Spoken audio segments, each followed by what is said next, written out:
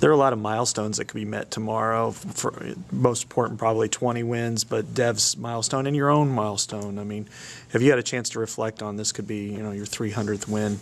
I don't think about that. You know, I would think more about, you know, team accomplishment or one of my players' accomplishments. I mean, I think that would be awesome for Dev and for Roy. You know, I think, you know, it would be a great accomplishment for this team to say, you know, we won 20 games, but at the same time, you really don't want to celebrate that too much because it's the next step in the journey, and we got a long way to go this year. So, you know, it's not something we'll really talk about very much. How about Eric making his last regular season game here? Well, for him, in light of how incredible he's been for us, it'd be great for him, you know, to be on a team that accomplished things and know that he was the captain of that team and an integral part of that team's success. It's something he could remember for the rest of his life. Does the way he's played this year kind of speak to how dinged up he really was last year? You know, when he was struggling. You know, I don't know that. I would say this.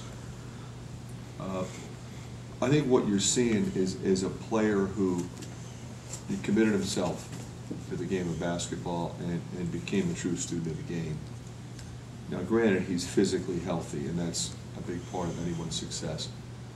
But I would say when we got here, you know, he was still trying to figure it out. You know, is he a 3? Is he a 2? Is he a rebounder? Is he a driver? Is he a shooter? Is he a scorer? Is he a defender? You know, he's just trying to help our team win games. There's a lot more pressure on him. We didn't have a lot of weapons. And what he's done is he's watched a lot of tape, and he's worked hard in practice, and he's put extra time in, and he's had the opportunity to play in games and excel or struggle, but in the process figure it out and get better. And what you're seeing is a guy who used to be pretty good but would make mistakes. Now he doesn't make mistakes. Now he's really good. And that's, I think, been the transformation for him, because he's always given us effort. He's always been a winning, unselfish person. But his effectiveness, I think, is a result of what he's been able to figure out over the last couple of years and make himself a terrific player. Was there a specific moment that you can recall where you noticed that light just kind of coming on for him and he went from making that transformation? Well, you know, I thought it was last year in the preseason. He was spectacular. I mean, he and Gatens were head and shoulders ahead of everybody else. So it might go back to what you said, Tom, that, you know, maybe it was his inability to be healthy that precluded him from maybe being what he could have been last year. You know, it took a little longer. But after going through that, you know, you could clearly see it this summer and fall. I mean, he was terrific. You know, and everybody kind of written him off. But every day his numbers were such that, you know, we might have to think about starting him. You're kind of thinking about bringing him off the bench. He seemed to excel in that capacity. He welcomed that challenge, knowing he was going to play a fairly substantial amount, but, you know, it might be starters minutes, it might not be, depending upon what happened. And then as the season progressed, you know, pretty much playing starters minutes, whether you started or not. So, yeah, I'm happy for him, and I think it's a great example for the other guys to watch somebody continue to persevere through injury and some other obstacles to become what he's become. When he is healthy, I mean, you coached a lot of players athletic-wise. Is he one of the best athletes you've ever coached?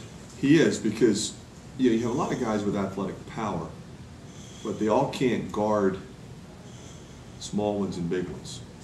You know, they're usually one or the other. He has a sense of what's required to guard that particular individual, so it gives me the opportunity to put him on who I need him to put him on.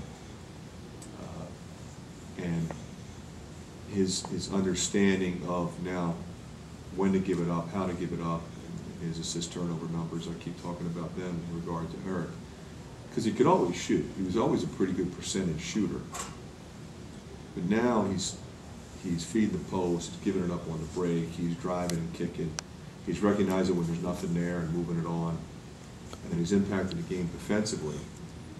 He's impacting the game in terms of energy level, and he's also substantially more vocal because he recognizes that he has a lot more to say and a lot more knowledge to impart on the younger guys. And as a result of his improved play, he's got that much more credibility when it comes to when he opens his mouth. It's the ultimate sign of respect. People will say next year, boy, this team could use Eric May, or they lost Eric May. That's, you know, like much like Matt. Yeah, I mean, there's no question that people are going to go back and say, you know what, they have a lot back, but they lose a guy that was really, really special. And that's why we want this to go on as long as possible for him. With a guy like that who had to make the tough transition, he's your last holdover that was here before you.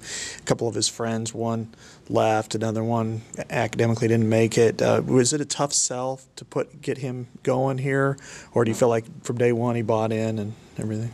No, it was never an issue. That side of it was never an issue. He just kept working. He's one of the easiest guys I've ever had to coach. Just comes every day, ready to go. I mean, I can't imagine a better person to have as an employee in your company, on your team. Whatever that team is, you want Eric May on that team. Is there any update on Mike and his situation? Yeah, he's what he's doing is, he's out of the boot, and then, it's a process to get him ready. So he's walking without the boot. He's riding the bike without the boot. Over the course of the weekend, he'll start running, and he'll start shooting, and these are all steps. So if at any point in time he felt a lot of pain, that would be problematic, and that would mean that he probably wouldn't play. If he goes one, it's baby steps. So if he's okay today, then we'll do it tomorrow, a little more, and then he'll play next week. So there's really no way of knowing until we get to next week. Has he had that second MRI yet? No, and actually he's not gonna. No. It doesn't. Apparently, it doesn't provide enough information to warrant that.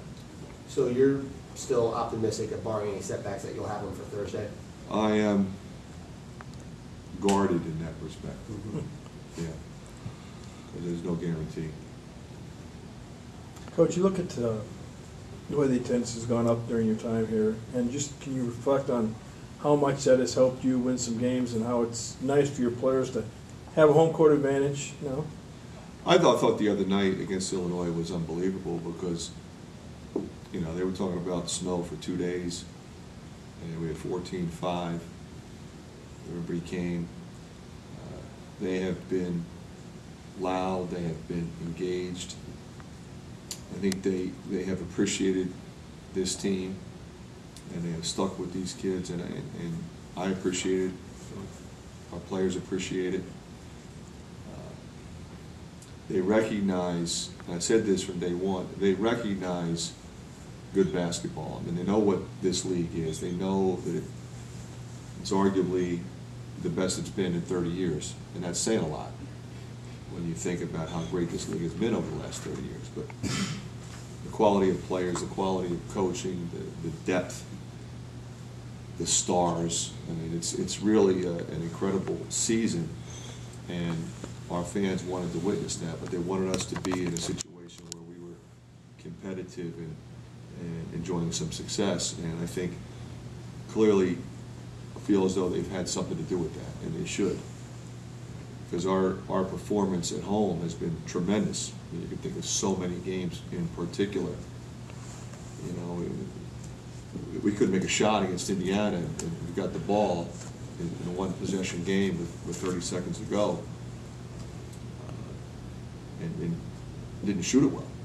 Normally, if you're playing a #1 team in the country, you shot it well to be in that position. So, our effort level, I think, has improved. It's been a function in many ways of the energy in the building, and it's been consistent. It hasn't been, we'll show up for the Ohio State game, but not for your non-conference games. Our crowds there were great. I mean, I think back to the Gardner-Webb game when we struggled so mightily in the first half, and the eruption in the building when we made that run and ultimately won that game. I mean, this is a long season, as you guys know, and you know, you look back and say, everybody wants to say, well, geez, we just won this game and that game. That's part of it. But we keep coming back and winning and playing better and learning from what we didn't do in some of those difficult losses.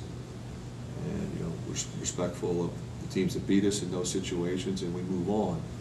And our fans have done a great job of continuing to be there for us. And to know that we're going to have a sellout on Saturday is a great feeling for me, you know, more so for Eric May than anything